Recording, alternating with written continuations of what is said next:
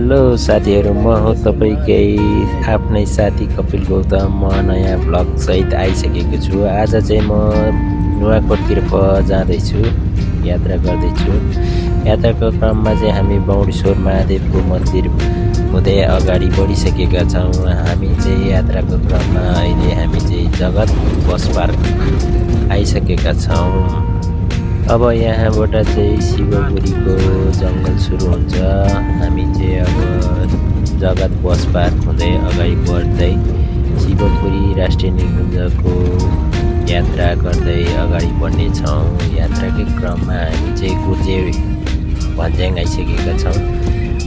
अब भन्ज्याङबाट चाहिँ हामी ओह्रालो झर्दैछौँ नुवाकोट तर्फतिर। यहाँबाट चाहिँ सूर्य चौरको रमणीय दृश्य पनि देखिन सकिन्छ।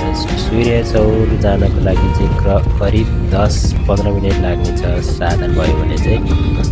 हामी चाहिँ फाइनली गुर्जे भन्ज्याङ चोक आइपुगिसकेका छौँ। अब यहाँबाट चाहिँ हामी अगाडि बढ्ने क्रममै छौँ। हामी चाहिँ इबीलाई ओभरटेक गर्दै सूर्य चौरको डाँडो हेर्दै अगाडि बढिरहेका छौँ। गुर्जे भन्ज्याङ चौकीबाट हामी अगाडि बढ्दै गर्दाखेरि हामीले चाहिँ झरना देखेछौँ। झरना चाहिँ अहिले पानी नभएको भएर होला, सुक्खा रहेछ। बर्खामा चाहिँ एकदम राम्रो झरना देखिन्छ। यहाँ चाहिँ हामी चाहिँ फाइनली गुरुङ गाउँ प्रवेश गरिसकेका छौँ। गुरुङ गाउँ बजार चाहिँ सानो छ, तर यहाँ चाहिँ बस्न खानको राम्रो व्यवस्था भएको होटेलहरू पाउन सकिन्छ। अझै हामी बिस्तारै आफ्नो गन्तव्यतिर लागिरहेका छौँ। हामी गफ गर्दै गाना सुन्दै अगाडि बढिरहेका छौँ। बाटोको अवस्था चाहिँ पुरै पिच र ढलान छ, तर केही ठाउँहरूमा चाहिँ हल्का बिग्रिएको छ। यहाँबाट चाहिँ पारीको शिवपुरीको जङ्गल राम्रोसँग देख्न सकिन्छ, राम्रो दृश्यहरू छ, अवलोकन गर्न सकिन्छ।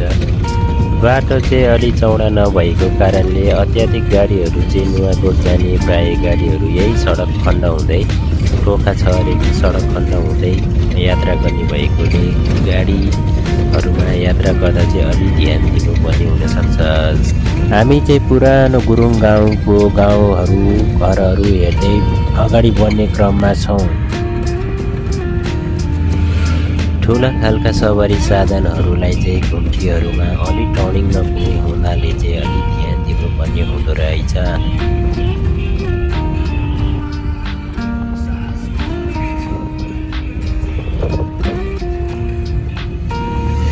पहाडको सुन्दर दृश्य र अप्ठ्यारो बाटोहरू छिचल्दै हामी अगाडि बढ्ने क्रममै छौँ।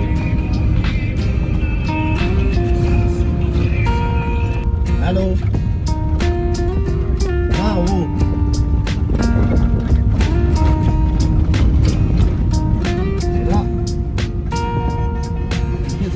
साथीहरू, अब चाहिँ हामी फाइनल्ली थाना भन्ज्याङ पनि आइपुगेका छौँ। थाना भन्ज्याङ चाहिँ सानो बजार छ, तर यहाँ प्राय नुवाकोटबाट आउने गाडीहरू खाजा नास्ता र किनमेलको लागि चाहिँ यहीँ रोकिने गर्नेछ। अब हामी चाहिँ थाना भन्ज्याङ हुँदै अगाडि बढ्दै ओह्रालो झर्दैछौँ।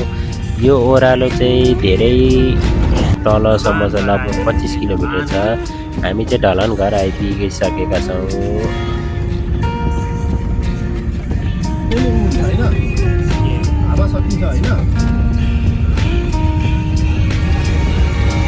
साथीहरू, तपाईँ नुवाकोट जाँदै हुनुहुन्छ भने खाजा नास्ताको लागि चाहिँ हाम्रो काफल डाँडा खाजाघर एन्ड होमस्टेलाई सम्झिनुहोस्। यहाँ चाहिँ खाजा नास्ता सबैको व्यवस्था छ।